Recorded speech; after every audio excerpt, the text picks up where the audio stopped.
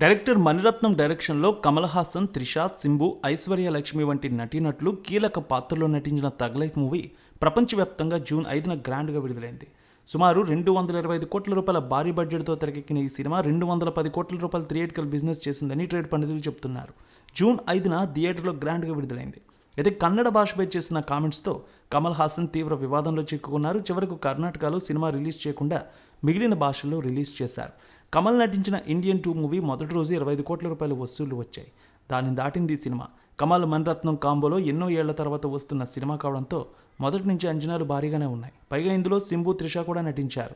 తొలి రోజు 35 కోట్ల రూపాయల కలెక్షన్స్ తీసుకొచ్చింది. రెండో రోజు 20 కోట్ల రూపాయలు, మూడో రోజు 17 కోట్ల రూపాయలు, నాలుగో రోజు 11 కోట్ల రూపాయల వసూళ్లు మార్క్ అయితే దాటింది ఈ సినిమా.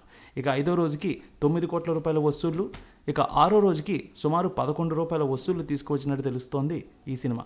ముఖ్యంగా కమల్ హాసన్ నటన చాలామందికి నచ్చుతోంది.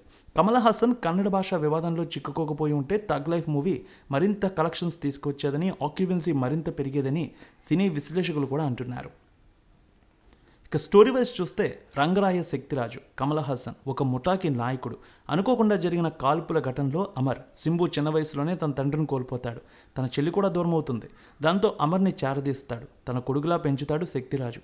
దూరమైన చెల్లిని కూడా వెతికి తీసుకొస్తానని మాటిస్తాడు. ఆ తర్వాత ఆ ముఠాకి అమర్ను నాయకుడిగా చేస్తాడు.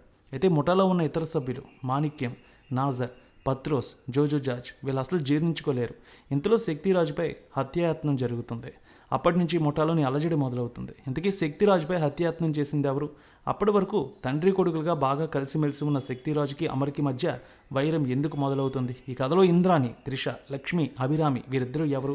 ముఠాలో చివరికి ఎవరు మిగిలారనేది స్టోరీ. రొటీన్ గ్యాంగ్స్టర్ కథని కమల్తో చేయించారు దర్శకుడు. గ్యాంగ్స్టర్ కథల నేపథ్యంలో తెరకెక్కిన సినిమాలు తెలుగు, తమిళ సినిమాలు చాలా బాగానే వచ్చాయి. సో కథ పాతదైన మణిరత్నం మార్క్ మేకింగ్ దీనికి తోడైంది. ఇక ఫస్ట్ హాఫ్ అయితే చాలా ఆసక్తికరంగా నడిపించారంటున్నారు సినిమా చూసిన వారు.